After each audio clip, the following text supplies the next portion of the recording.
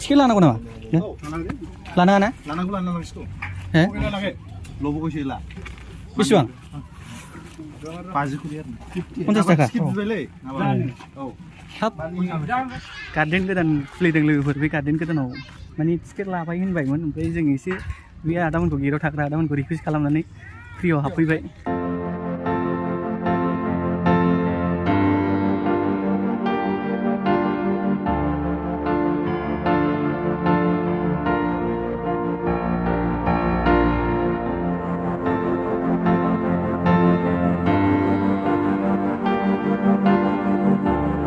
ओइ बोरला गावनाय बा बोरला गावनाय माने बोरला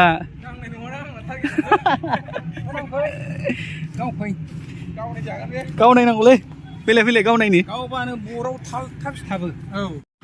नों बबेनिफ्राय फोनांनो हागोन बायदि गावदोब्रा बोरला गावनायनो नागिरदों लोगोफोर ओइ टाइगारनाव दाफोनांलै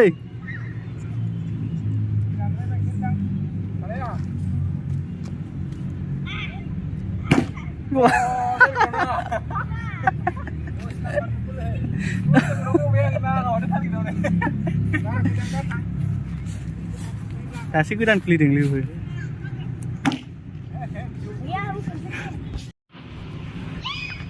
एथ' गोजानाव थाबाय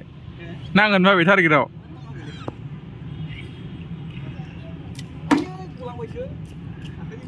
रोंखाथारालै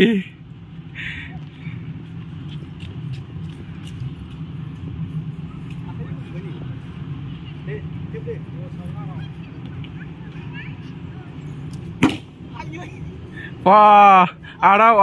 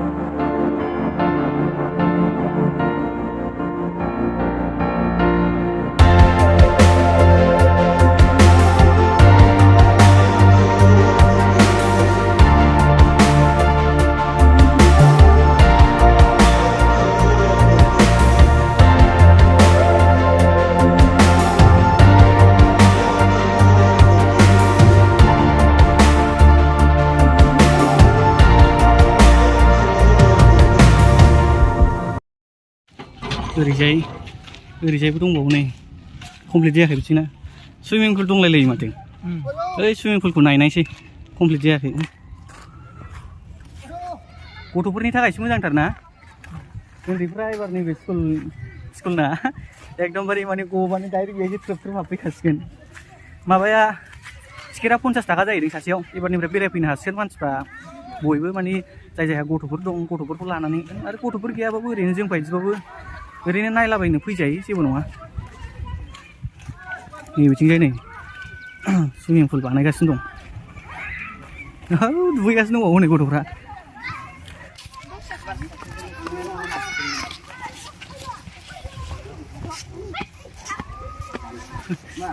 दुगैगासिनो दं नै गथ'फ्रा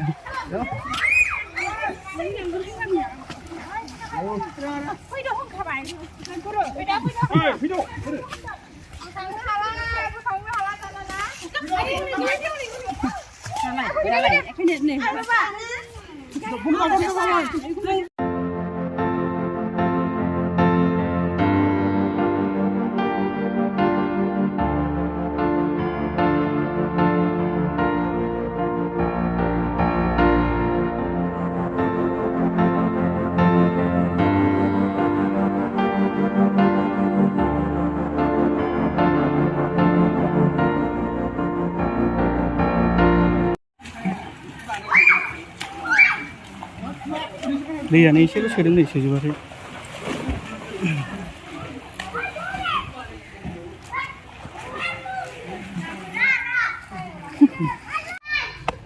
बेहायबो सान्दुङा जिरायलायनाय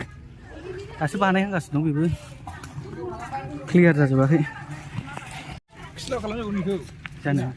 गथ'फोरखौ लाबोजानाय नङा बिथिंजाय फुरा माने दुगैनायनिफ्राय सिखारला गथ'फ्रा बेहा फार्स्टनि जाहैबाय बेहाय खालि गेलेनायल' ओमफ्राय नैबेहा सेकेन्ड गेट जों दा थांनाया सुइमिं पुला नैबे सेकेन्ड गेटजों हाबलांनांगौ जाहैबाय बे फार्स्ट गेट बेहाय फुरा गासिबो गथ'फोरनि जोबखा बैहाय माबा माबि मोनजादों खोमा नायनायनि जाग्रा रेस्टुरेन्टबो दंखायो नै बिराद गिदिरखा हाबहैनायसै फ्रियाव माबाफोर मोनजादों खोमा मोनजामारबाय लान्च पेकेट मोनजामारबाय ना वाटार लांखां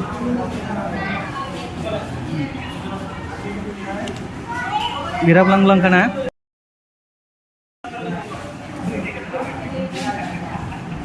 बिराद मोजां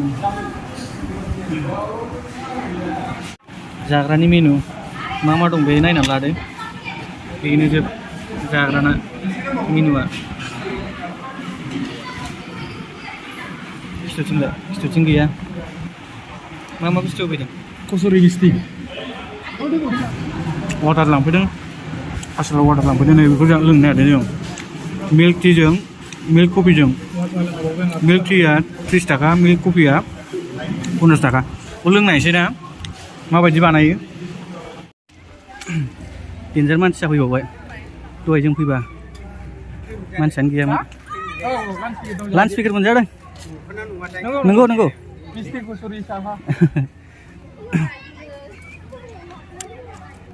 ओइ आयौ माइरि दिनैसो नुबायलां नोंखौ बेसेबां गोबावनि उनावलै आंबो दहाय मानसि बेयाव दोनफैनानै स्कुलाव गिबियाव बैहाय नोंनि नामा नङालै बिमानि फिसाजो आयौ खम गोबाव जाबायमोन गिदिर मोनलाय जाबाय नोंनाव कमेन्ट खालामहरबाय थायोना आंनाव भिडिअ'आव आदसा औ माबायावना हायार सेकेन्डारि आगोल समाव माने जों एसे देरफुनाय समाव माबा क्लासिकेल लादोंमोन नालाय बे समाव लोगो मोनलायनाय जोङो बिराद फुराना लोगो गोजान मोसाहैथारोमोन जोङो डेन्जारसोमोन बे मोसानायाव ओमफ्राय मा मोनजाखो लान्चआ ओरैनो फ्रियाव ना फ्रियाव लाल साहा ओमफ्राय ओइ गाखोमारदोंथ' नै जोंहाबो गाखोनो हायोमोन हनै गाखोदों मालाय नै ड्राइभारा बेल दामगासिनो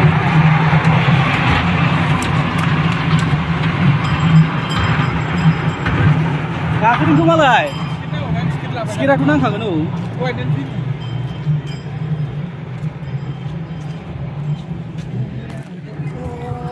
मथा मथि बेरायनो मोजां लोगोफोर गथ'फोरनि थाखायथ' बिराद मोजां जेनेबा गथ'फोरखौ लाबोनानै बेरायहोनो थाखाय ओरैजाय बिथिंजाय जेनेबा बे फुरा गेलेग्रा जाजोब्बाय ओमफ्राय हौरैजाय बैथिंजाय गेट मोनसे दं जों दहाय हाबलांनाया बिथिंजाय बारलांबाथाय सुइमिं पुल जाबाय आरोखि ना दाबो क्लियार जायाखै बे सुइमिं पुला बानायगासिनोसो दं ओमफ्राय जोंहाथ' खुनुरुखुम एसे एडभान्स सफैनायखाय रायज्लायनायनि गेजेरजों बारग'बाय फ्रियाव ओमफ्राय दा टिकेट लाबायदां 50 थाखा जाहैदों सासेयाव उन्दैफोरनिखौथ' मिथिया जिखुनु सासेयाव 50 थाखा होनदों आरोखि ना बिसोरो होमबा जों ओंखारलांसै लोगोफोर ओंखारबायानो बेनो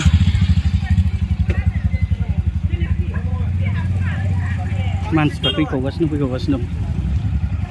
बे माबा जाहैबाय पाब्लिक स्कुल ओमफ्राय नैबे भारत पेट्रलियाम बेनि खाथियावनो नांजाबनाय नैबेलाय नैबेनो लोगोफोर होनबा आं भिडिअखौ दिनैनिखौ बेहायनो फोजोबसै जुदि भिडिअखौ नायना मोजां मोनदोंबा चेनेलखौ साबस्क्राइब खालामनानै लादो आंनि भिडिअखौ नायबाय थानो थाखाय जय बर' हारिनि